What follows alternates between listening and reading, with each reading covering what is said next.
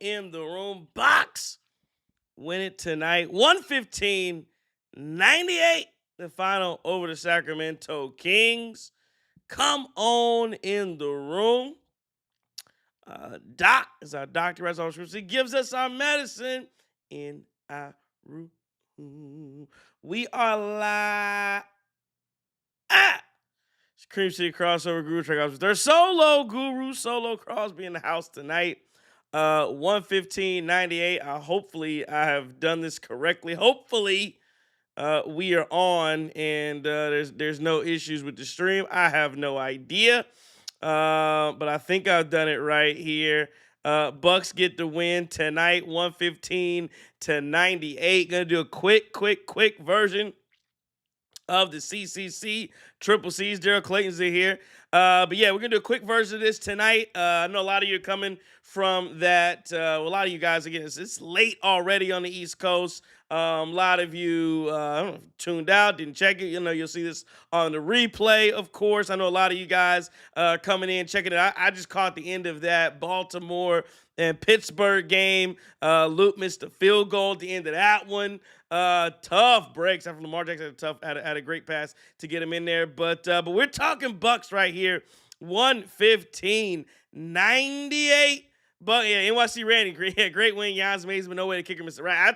That's what I thought. I mean, you saw that pass, gets it in. Ramsey whiffs on the jump, trying to dislodge. It really should have been easy. I didn't say easy, but he really should have been able to dislodge that football. Missed time to jump completely. I think it was Isaiah Likely. And then, of course, Luke just missed the field. I mean, how far was that field goal? Somebody tell me. I didn't see exactly how far it was. I was getting prepared to do this. Somebody tell me how far the field goal was. And two, I didn't see. When I looked, it was 24-20.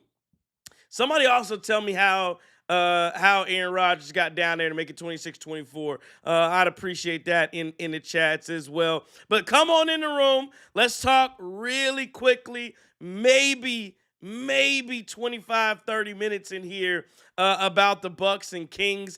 Bucks get the dub. Get at us on the Twitter at OnYourTSQs973, and then get at us on the in the chat right here. We'll talk about it. Solo Guru tonight. 115-98. Bucks get the win. Let's talk about it. Okay, 44 yards, but you got to hit from 44. I'm sorry. Was it windy in Pittsburgh? You got to hit from 44. I don't know. You got to hit from 44. I wonder if Harbaugh's fired. I wonder that too. A lot of stuff I wonder. 115-98. Let's do a game recap real quick in here. We'll talk about this game, and then I will get you out of here on a Sunday night. Everybody got to get back and go to work.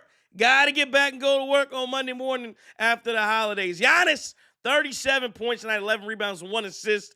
He did have 3 turnovers. I think he played almost the entire fourth outside the last couple minutes. 13 and 17 from the field.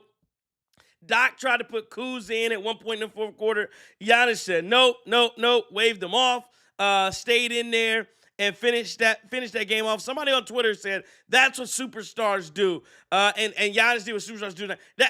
He's absolutely right. He did what a superstar does, where you have a big lead over the Kings. You're beating the Sacramento Kings. They're not a good basketball team. Go ahead, put them out of their misery. And then somehow, out of nowhere, this Kings team starts to make plays, starts to get things going, and we'll talk about it a little bit, but I thought the officials grinded that game to a halt in the third quarter.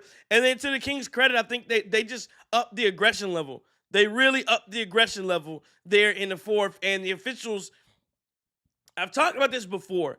I think Eamon Shumpert was on a podcast, and Eamon Shumpert talked about it, where it's like, there are times where if it's one guy playing really hard defense, you're going to get fouls called on you because you're one guy up in the aggression when nobody else is doing that. When you have all 5 guys playing hard, aggressive defense, swiping the ball like OKC, like some of the teams you'll see the aggressive teams. When you have some of that, I think, and some people tell you it's hard for officials to want to call it because it's like, man, everybody's getting after it.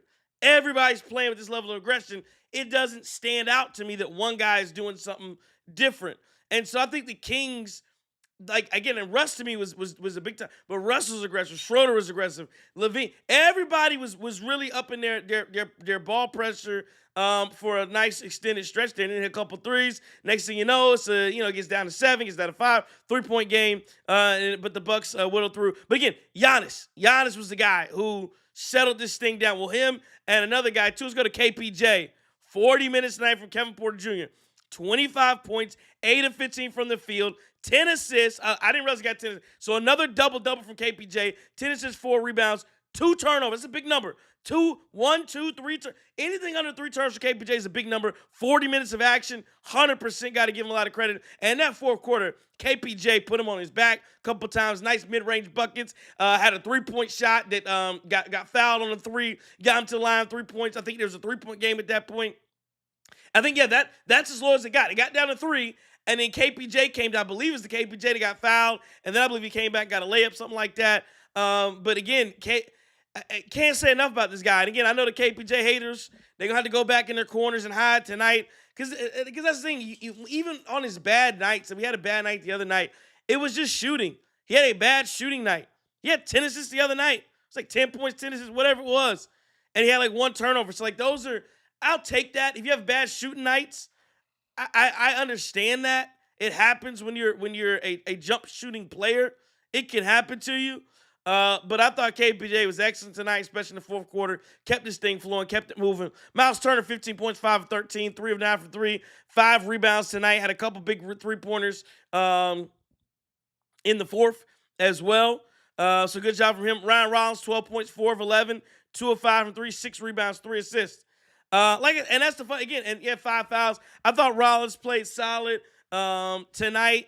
But again, it's so funny because it's just the KPJ haters that just anything he does hate him. Again tonight Rollins was 4 of 11. It wasn't nothing special tonight from Ryan Rollins. I thought he was solid basketball, but there's no. As soon as KPJ has a bad game, I'm sorry I have to do this. As soon as KPJ has a bad game, the Rollins lovers are like, they just start. I mean, it's like, dude, shut up. Relax. Yeah, that's why he's got to start. You got to KPJ. Shut up. Just relax. Both the guys are good. Both of the guys are good. And some nights, 1 or even 2 of them together are going to be exceptional. On some nights, 1 or 2 will, and it might interchange who's going to be great, who's not. But to act like because somebody else has a good game, that means the other person's ass and should never play. Come on, man. Miss me with that. I thought, but again, Rollins had an okay night. Thought he was decent, 6 rebounds. Thought he played tough, played hard, got in Russell Westbrook's face. I like that. AJ Green, though, somebody's talking about in the chat. AJ Green, 0 of 6 from the field, 0 of 6 from 3, 5 rebounds, 1 assist. I think AJ Green's having a tough spot. I think AJ is playing hard. He really is. I think he plays really, really hard. But it's just one of those things where if he's not hitting it, again, it kind of gets to a Bobby Portis level. If he's not hitting the shots, what good are you doing me? Again, I know some people, he spaces the floor. Correct. But tonight, I mean, I saw a lot of open. It wasn't like people were like face guarding him. You got to stay on AJ Green. He had all his threes were, I mean, almost all of them were wide open.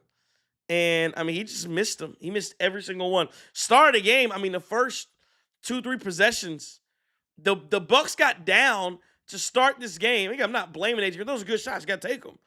But they wanted to get him involved. He was open. He got looks. Missed them. Open looks, just missed them. Ever since that injury, again, I don't know if it's injury or what. Ever since the injury, just hasn't fallen for him at all. I think I did everybody else. Okay, so we're good. Bobby Portis, 9 points, 11 boards tonight. Surprised he didn't get some more burn. I think, again, it's interesting because Miles Turner got 32 minutes. Again, Miles Turner played well. Bobby, in his first stint, I thought played really well. I guess I know why, because his group was the one that let up the Kings get back into it a little bit. Kuzma had 3 points tonight, 1 of 4 from the field, 4 rebounds, 4 assists for him.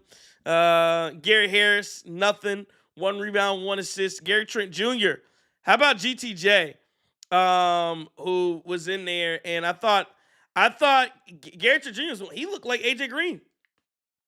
He looked like AJ Green tonight. So again, good to see him 4 of 8 from the field, 4 of 8 from 3, putting in buckets tonight. Somebody's talking about the plus minus. Yep, AJ Green plus 25.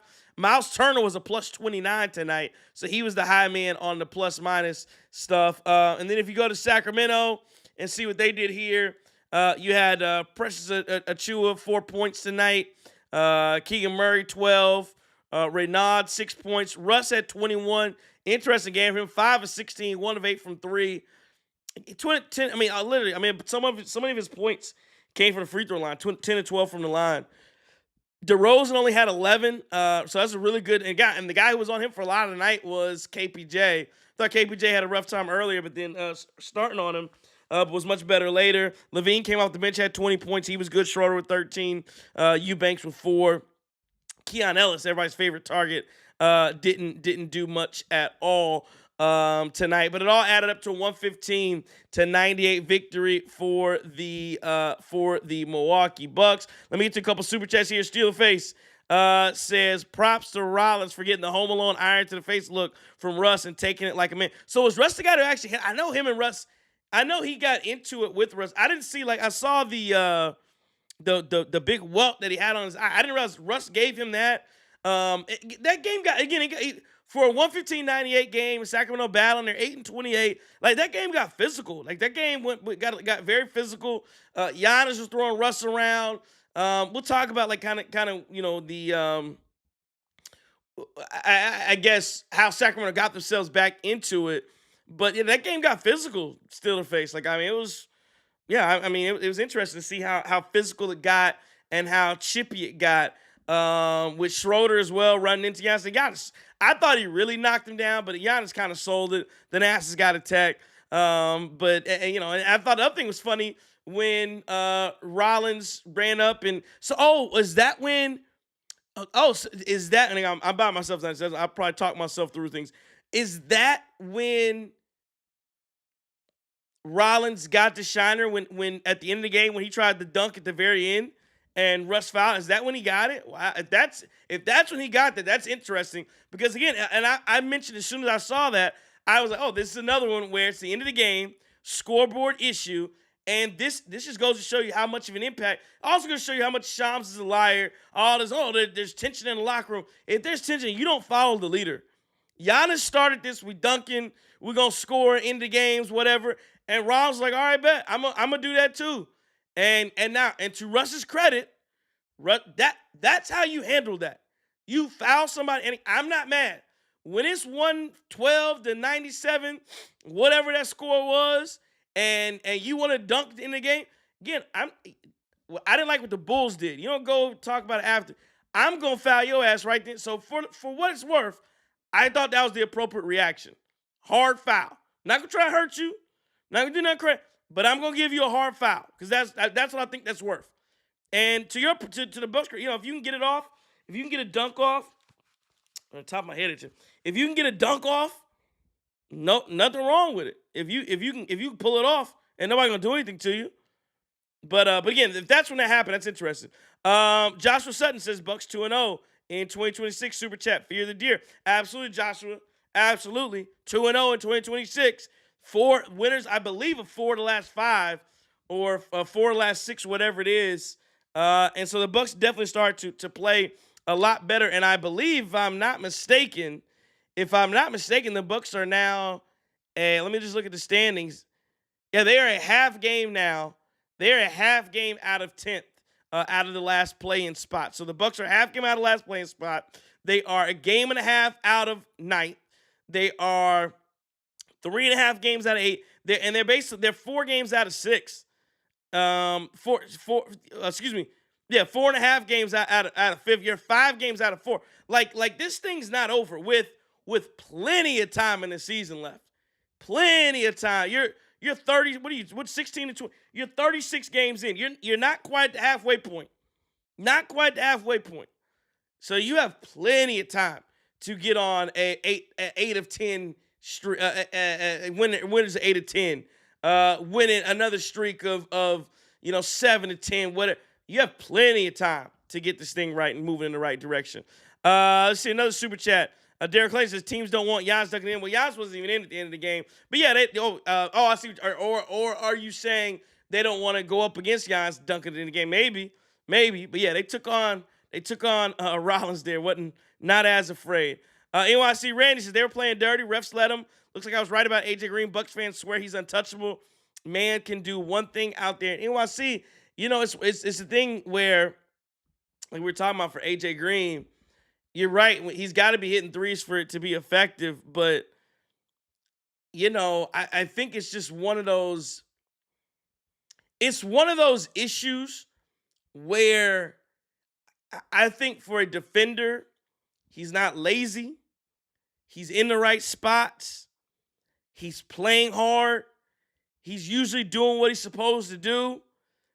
And he just doesn't get like we were talking about with how Sacramento played and how OKC played and how Caruso gets away with all the contact, right? All the contact, gets away with it all the AJ Green does not get away with it. AJ Green does not have the benefit of the doubt. He does not have the benefit of the doubt to get away with the contact, to get away with the shove, to get away with the bump. Russ went in the fourth quarter. Russ was basically trying to run through AJ Green's chest. He initiated all the contact every time and got the foul. He just does not get AJ Green does not get the benefit of the doubt. Don't know why. Because I think he does a solid job as a defender. I really do. But when you don't get the calls and they're not no calls and they're fouls against you, I don't know what you want me to say. Like he really can't defend guys that are much bigger than him. I think he does, but that's a difference. Like you'll never really hear me get on AJ Green about his defense because it's not like Bobby at sometimes where like Bobby's lazy or Miles is lazy or something. That's what I get upset about. I'm usually never upset. I usually think AJ Green's in solid position. I think he moves his feet. He just does not get a benefit of the doubt, or he's too small. And again, I'm never mad that like tonight early in the game, DeRozan, DeMar here, the less I like it. DeRozan was shooting over KPJ, hitting those mid-rangers. And I wasn't upset because I thought KPJ was playing good defense. Hand up, in his grill, you hit the shot. Can't do nothing about it. NYC Ray, another super chat says, we need a wing. It's what we've missed for years, just lacking on wing depth, just a bunch of shooting guards. But I like what I'm seeing. I'd agree. Yes, you definitely need a big wing. But that's the thing that would suck, though. Like Kuzma, right? Kuzma's 6'9" or whatever he is, and I would like I know we're probably not gonna do this. I would like another one of Kuzma, like not Kuzma as like a guy like Kuzma that has a more of an offensive bag. But the thing is, I wouldn't want to like do a one-on-one swap. Like I'd want another one, like Kuzma and somebody else that's 6'8" that can defend and can have and then even if they can't do a bunch, they can just hit the open three. I just don't. I think they're gonna have to give up Kuzma in that contract. I don't think they're gonna do it with Miles Turner, but it remains to be seen. But yeah, you're right. The Bucks need a big wing bad. They do.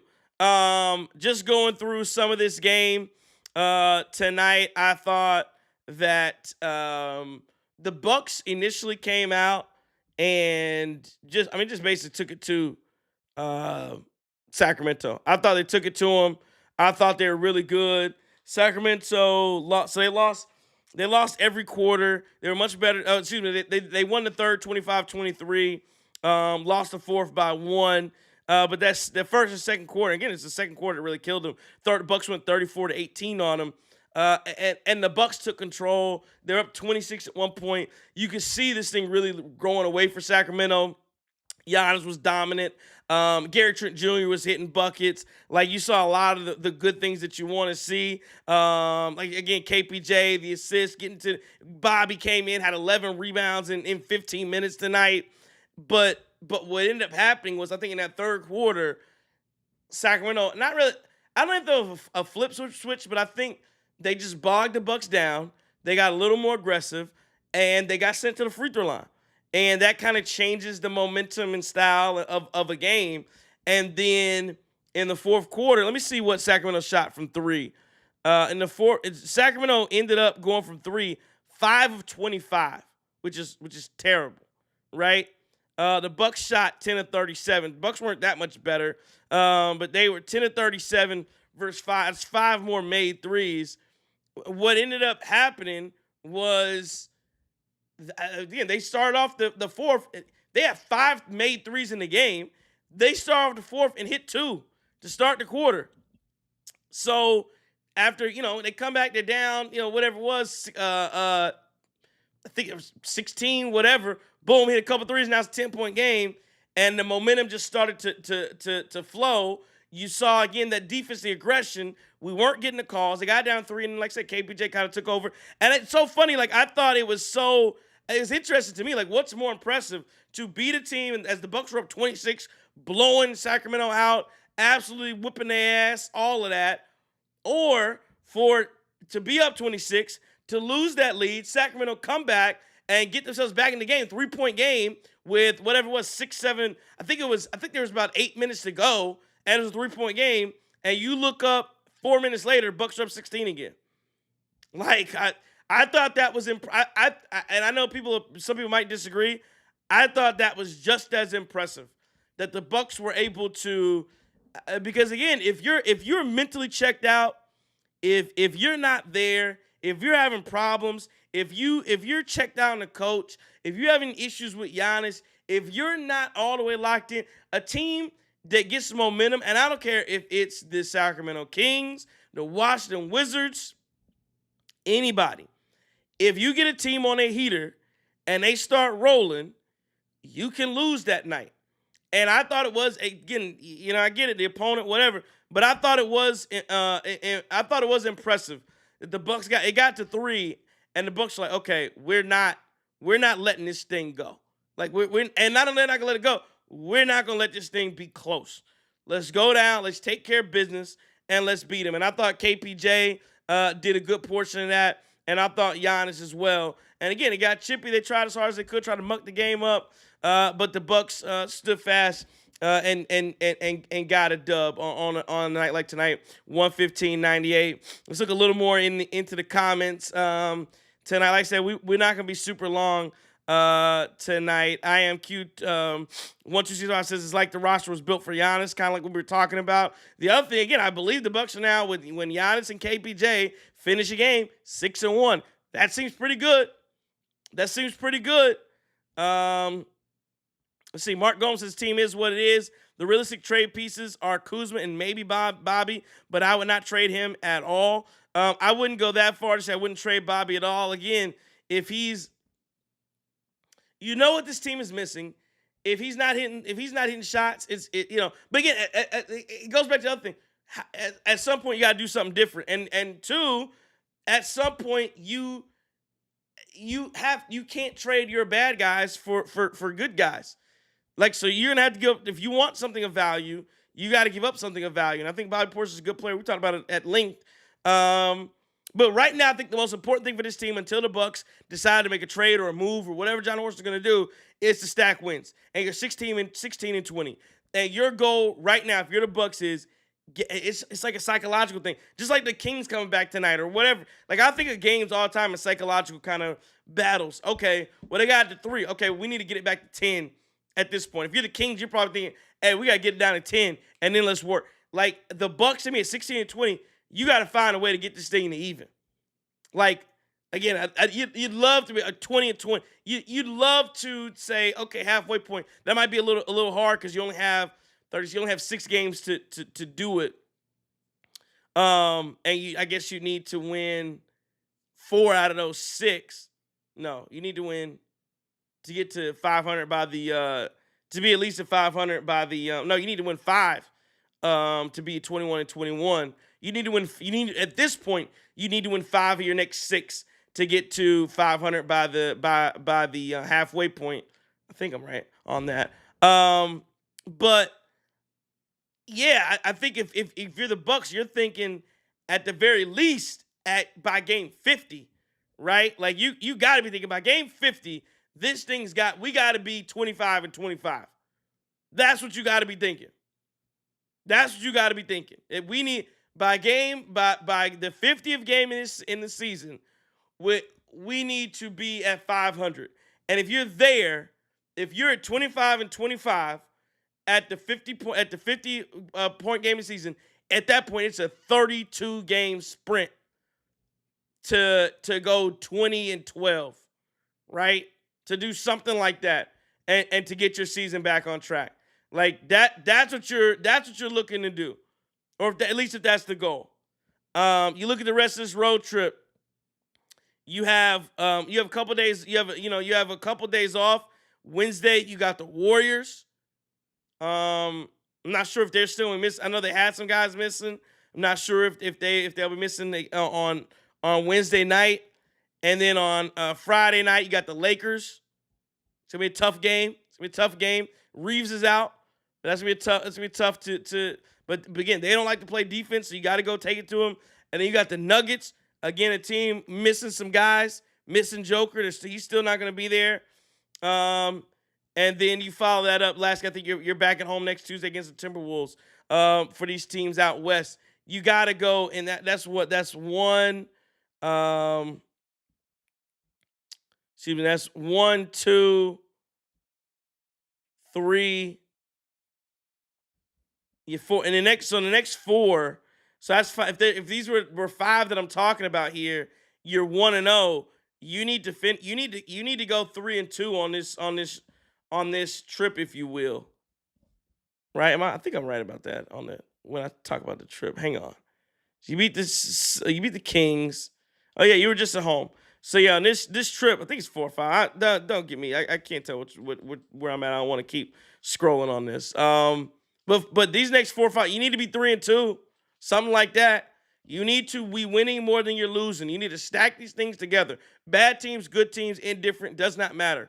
Figure this thing out. And again, I think the Bucks are playing a little better. Tonight I came away impressed. It's the Kings, but you play who's in front of you. I came away impressed. Would have been real nice to beat the Wizards, have a real streak going. But again, Giannis has been he's been phenomenal. Again, 31 minutes tonight, 37 points. You could tell he wants it. You could tell he doesn't want to let go of the rope. And to me, the last thing I'll really get at, and I'll look at some comments here, and then we'll go to Twitter and we'll call it a day. But the formula for winning, until John Horson decides to make a move, the formula for winning is Giannis has to be dominant. 37-11 will work. The Bucks have to keep turnovers to a minimum. Tonight, they didn't win it, but they're 13-10. Very close turnover battle.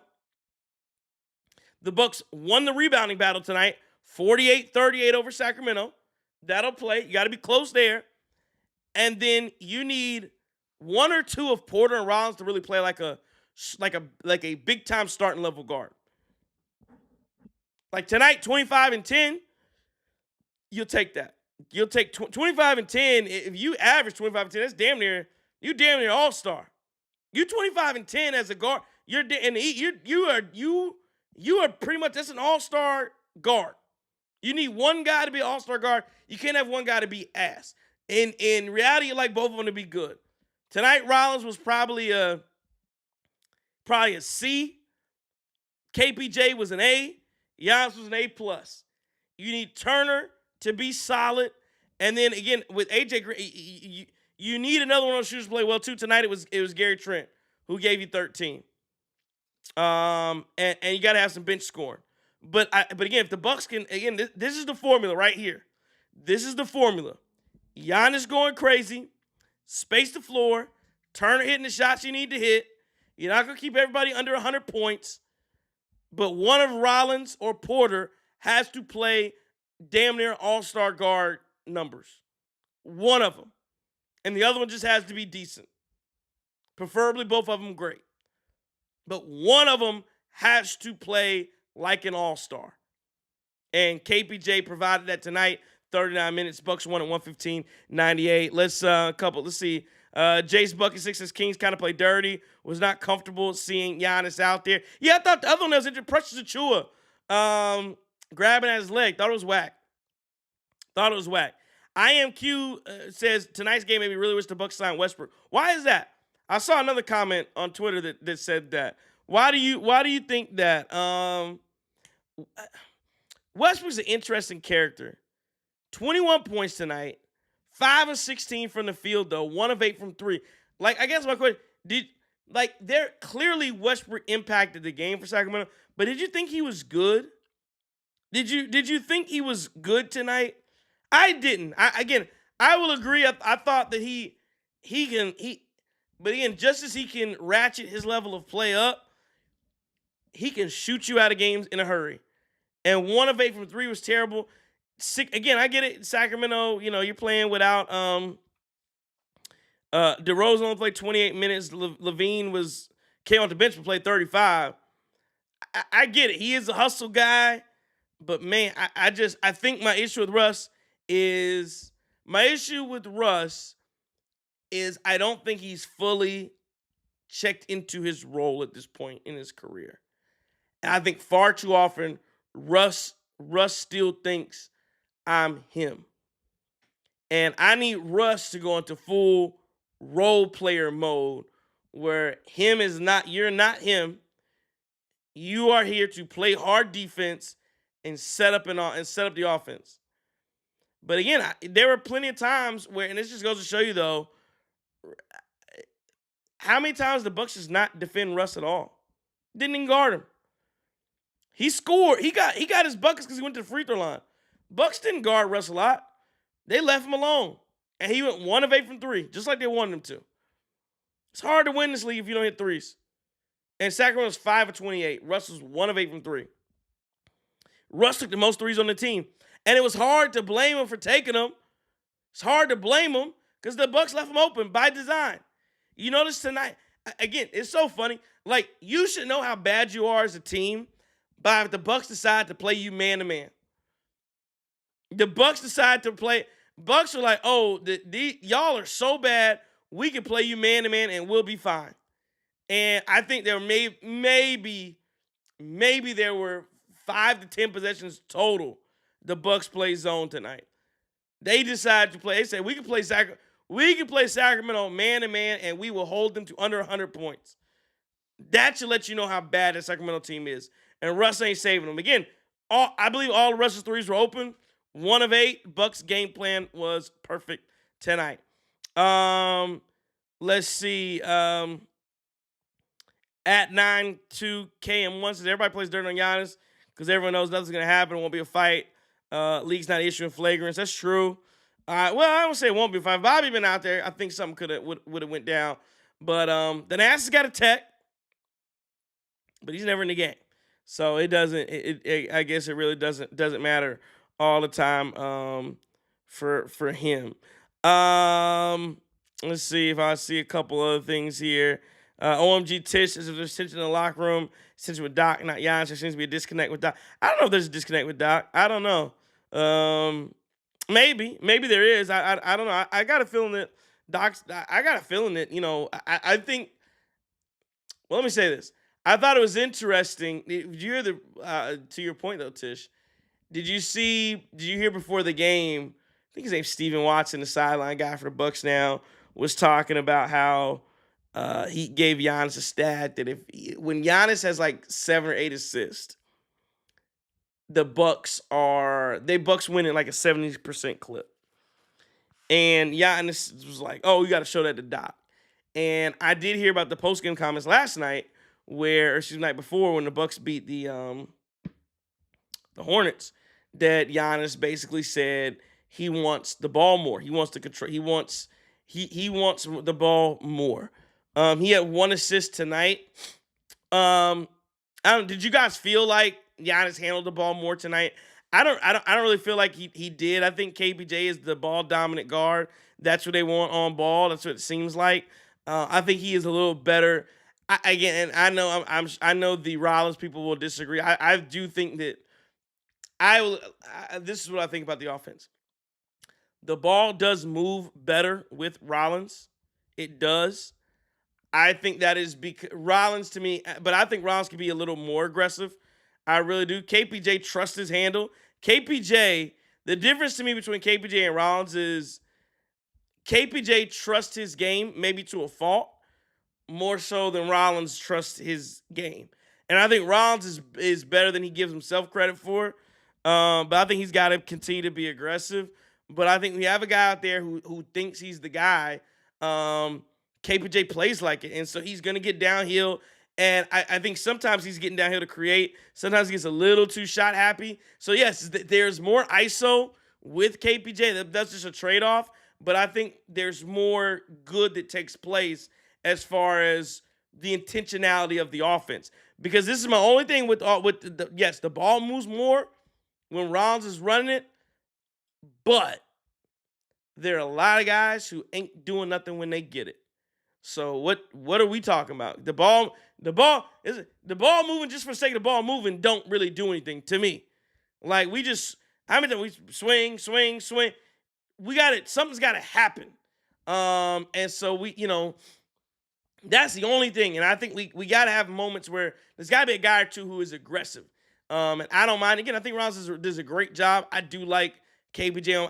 I would like more intentionality between all those guys running the point. It didn't feel like to me like tonight Giannis had the ball anymore. Is what I saw. 92K1 says if Rollins learned how to get to the line, he'd be a 22 points per night guy. Yeah, again, I think it's tougher for guards to do that. And the other thing that KPJ has over Rollins, and again, I'm looking at it tonight. KPJ took 8 free throws, Rollins took 2. But the other thing that KPJ has over Rollins when it comes to getting to the line is KPJ has his deceleration and acceleration. He has a high level elite decel ACL. It is like probably right below the top tier guys that do it. He has a hell of a decel.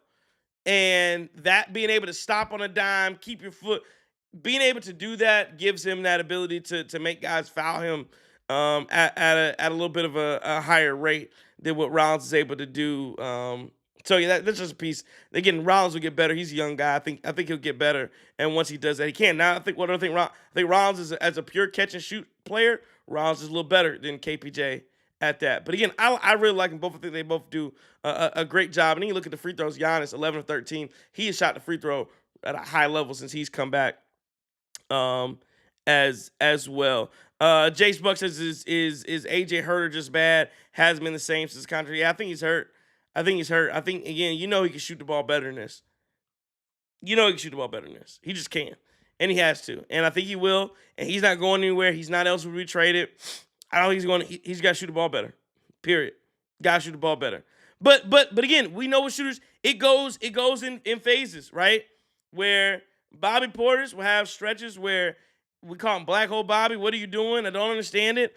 And then he has stretches where he's shooting the lights out of the ball like he has been for the last month. So that happens. Adrian just got to get it back. He's got to get it back. All right, let me go to real quick here. Let's go to Twitter. Come on, don't do that to me. Let's go to Twitter and we'll start to wind this thing down here and see what they had to say on the Twitter. See a couple more have come in since I last looked. All right, at Sunk345 says Rollins and KPJ could really be something with more chemistry and time together. Our problem is 100% more bench than starters. I think we need to make a move to better our bench, specifically our defense. If you notice, the starters are actually not bad. It's the bench unit that loses it. We lose shot creation. We lose Giannis gravity. We also lose rim protection. We need to somehow make a trade to address this. Preaching to the choir at Sunk345. I agree. It's you got to get better off the bench. But, is that bringing in a starting caliber player and then moving somebody else to the bench? But I agree. Right now, I don't know that it's necessarily a bench thing. I think it's a Giannis thing. Because the starting group is not good when Giannis isn't out there. So to me, there's not a really good combo of players that you can consistently count on if Giannis is not out there. Starters, bench, whatever. Not a real good complementary piece of players if Giannis is not leading the charge and out there playing with him. So I agree with that comment to an extent, but I just think it goes further beyond just the bench. I think it goes to the entire team. Without Giannis has problems. Just Edgar Jr. says, won't it's all on Doc for blowing the lead. I don't know what that means. But during that big Kings run, up 26, Bucks were walking. We just saw some energy players come in even for a minute or two. Ajax Sims, Cole, even TA for a possession just to wake guys up. Energy is contagious. I don't know. I think I just disagree. I think you can compound issues. Like I don't know how bringing Cole Anthony in when the Kings are on a run. What is that? How does that help? To me, I just don't know. I get it, Ajax and TA. Maybe I understand it. I understand the thought process, but but like bad players coming in because they're gonna play hard. I don't know. I didn't know if it was that the Bucks. I don't know that it was a thing that the Bucks weren't playing hard. I don't know. I don't know if that was it. I do think they. Yeah, I agree. They got a little lazy. I think it was more. Again, to me, it was just more of. It was more of. Again, I don't want to blame the officials. I just thought it was more of the officials slowed and bogged the game down. That's what I thought. James Moore says, people talking about giving KPJ a bag in here. If you're to pay one, which one would you give it back to? Like I said, the Bucks. I see somebody else. The Bucks are, Ryan Rollins under contract. I think he has a really good deal. I think he signed for like 3 years, $12 million. So it's not nothing crazy. So the Bucks do have under control, which was a smart move to do. I wonder. I really wonder what the market for KPJ is, in what the open market is, because like I look at Cam Thomas, I don't know what kind of market he really has. Nobody wanted to trade. It doesn't seem like anybody wants to trade for him. Now he may get traded as a part of a package to bring somebody else in, but nobody, like, again, the Nets sound like they wanted to make Cam Thomas available, and I'm just thinking of like scoring type guard. I think those guys. I think it's just hard to find teams that want that without the defense. Now, the difference is I think KPJ plays a little better defense, and so there's some value there. But I think, again, I think Bobby's number is really good for KPJ. I think we have his early bird rights. So I think if you're talking somewhere between $13 and $17 million a year, I think that's a really good number.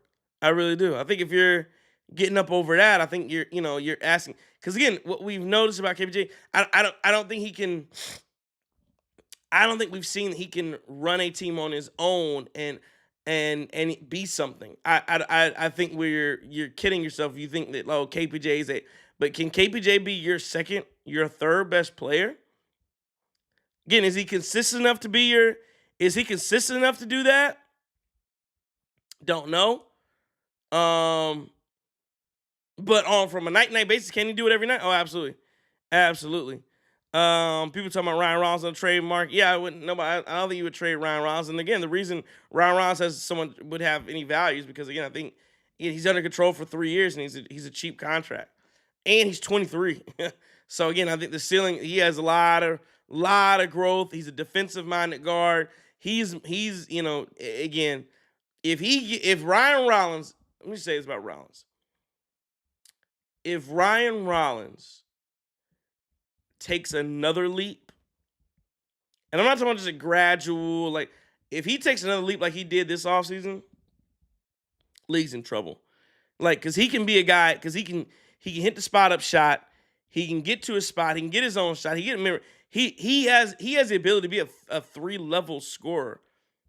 Like, and to be able to do that and defend your position at a high level.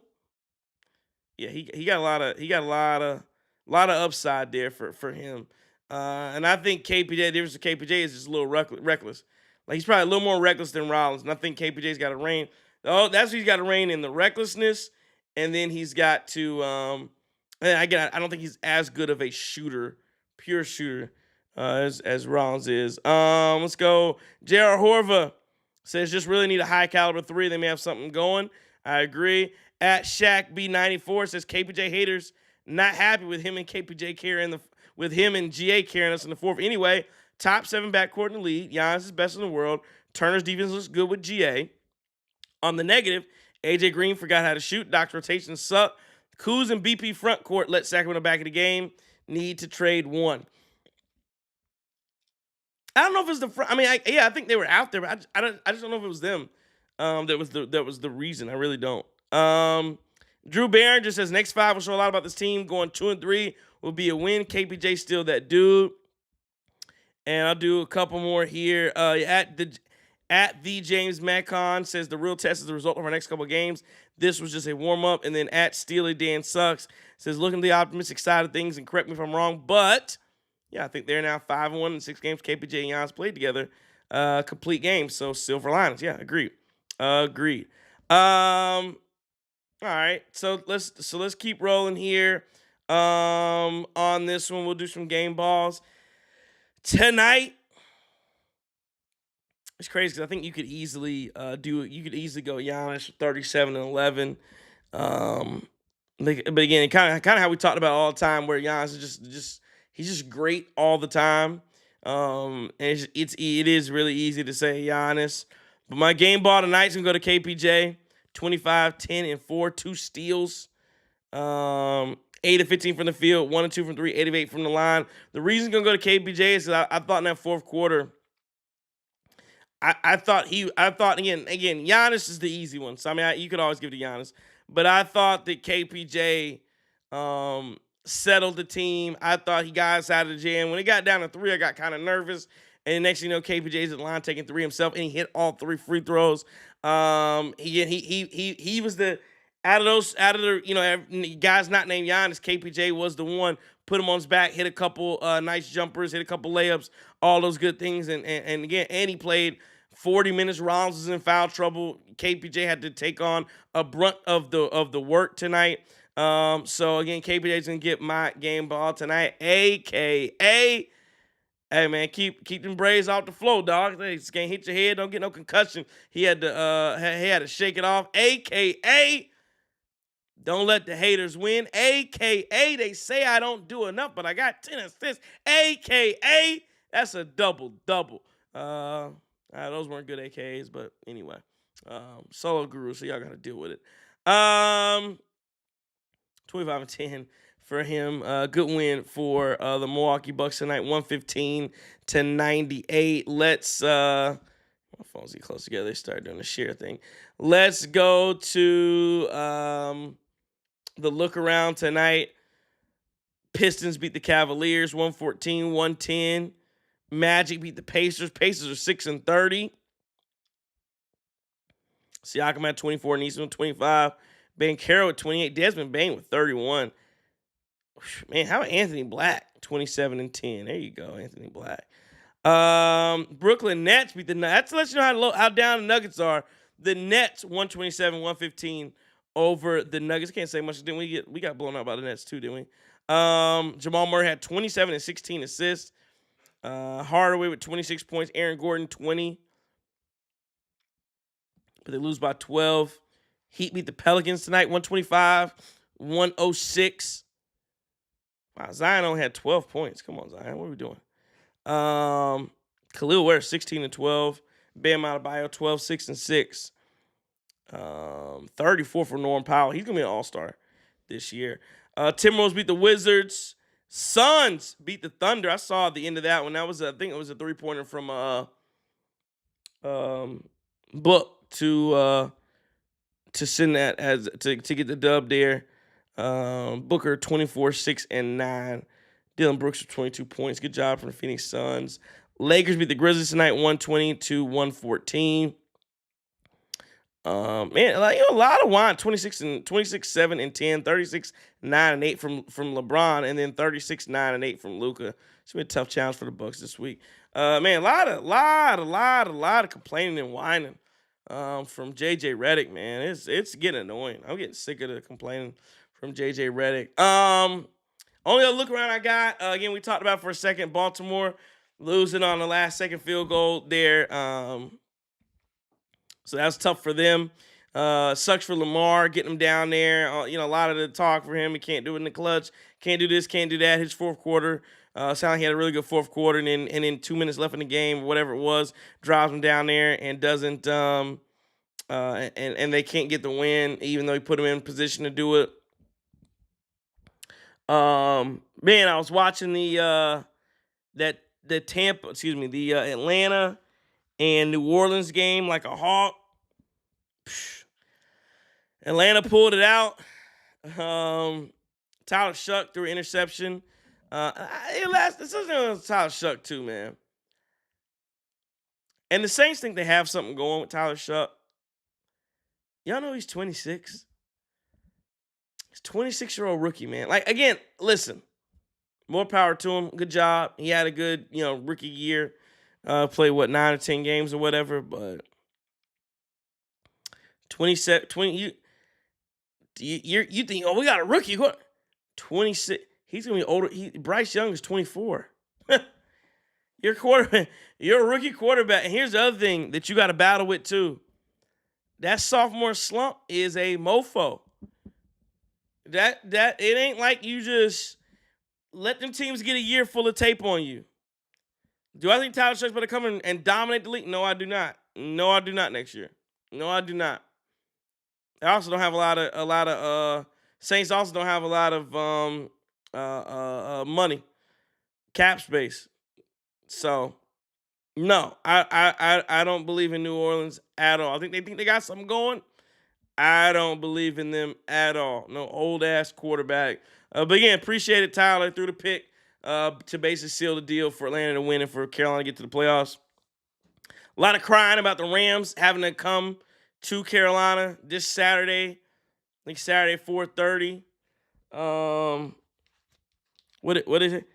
Not my problem. That's just not my problem. Win your division. Sorry. Win your division. Win your division. By the way, 8 and 9 team hosting the playoff. By the way, didn't LA lose to 2 NFC South teams?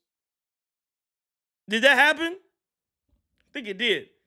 So, yeah, no, I think and one of those teams is the team you got to come play, Carolina. You lost in the bank a few weeks ago.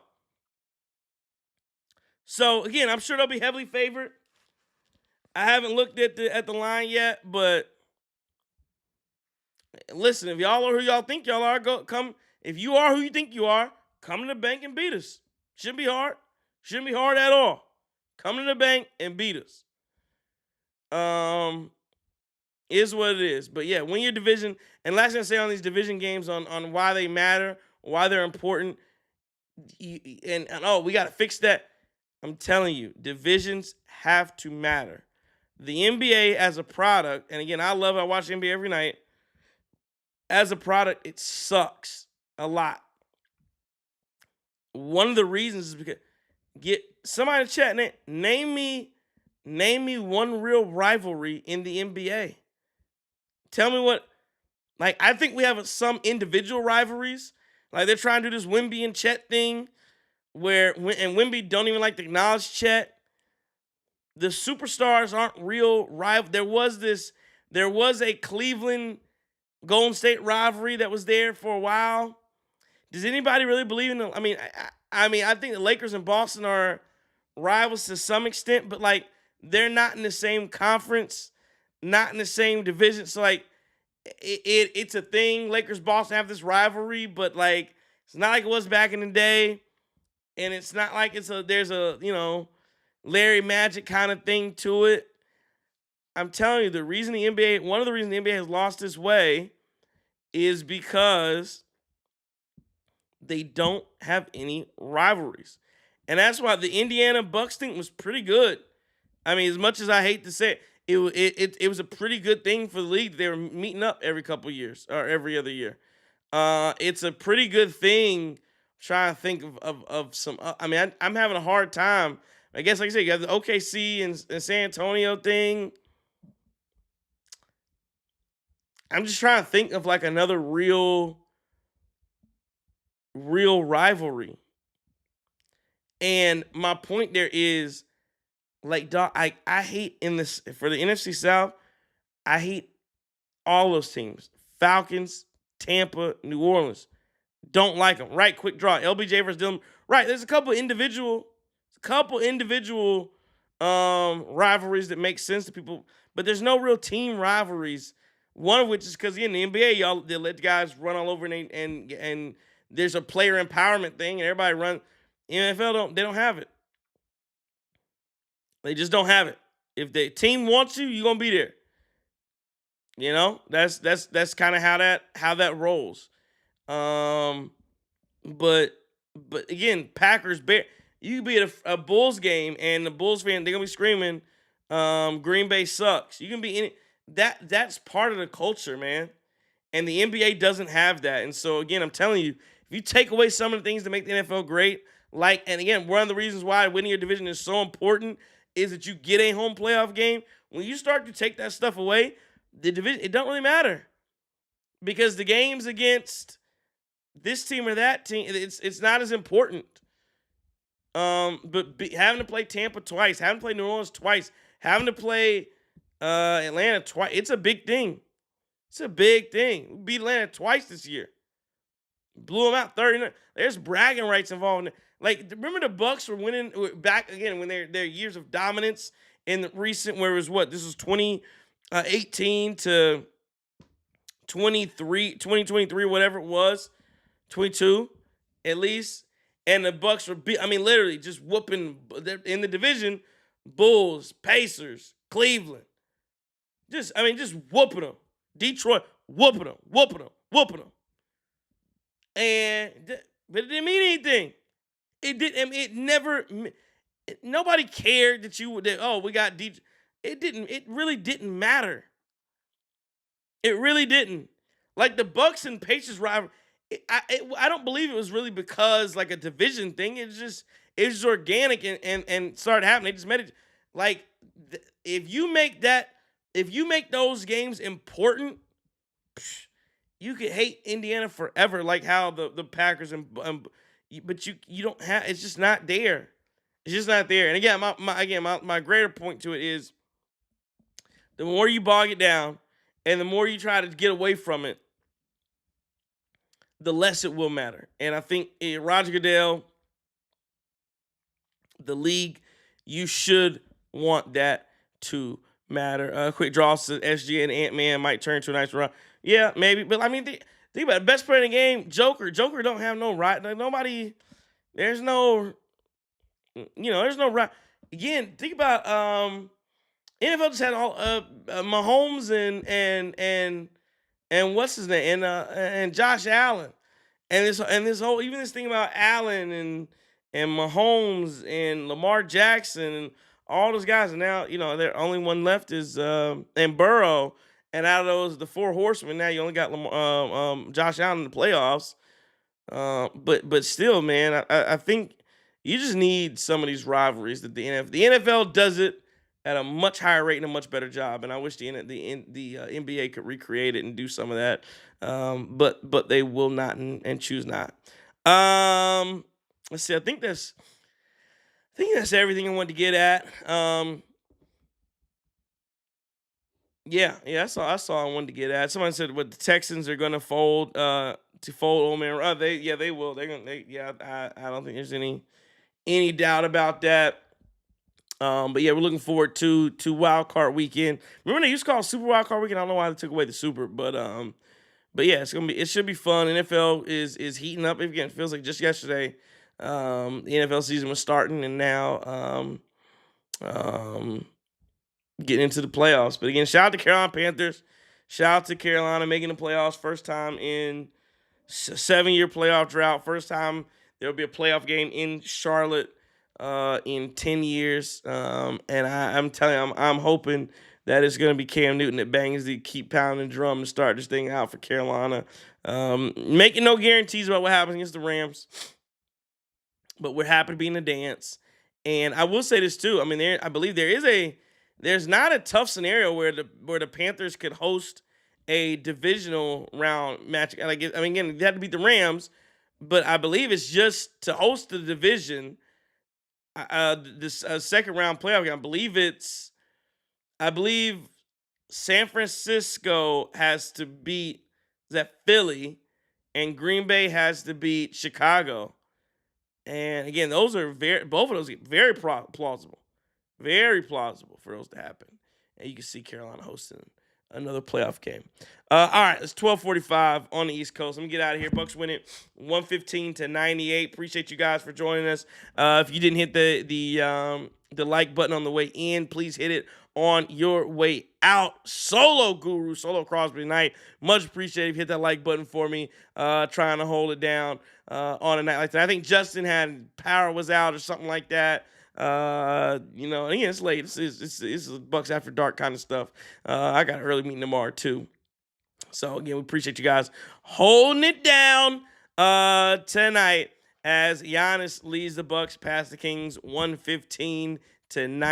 We appreciate it. You could have been anywhere in the world, but you were here with us. You were here with us over Christmas holidays, over New Year's. We're into 2026. Let's have a great 2026. Bucks are showing how to do it. 2-0 in 2026. So we appreciate you guys joining us. Could have been anywhere. Here with us. We love it. We appreciate it. Please continue to come back, rock out with us for the rest of the year. This is that's what I want to say. Tell a friend, tell another friend about the Cream City crossover. It is the best Milwaukee Bucks post game in all of the land. That's it. 115-98. This has been a Cream City Media Group production from the Guru Alert. Just me. Again, if I am your enemy, only because I dare to tell you the truth, don't take no wood nickels.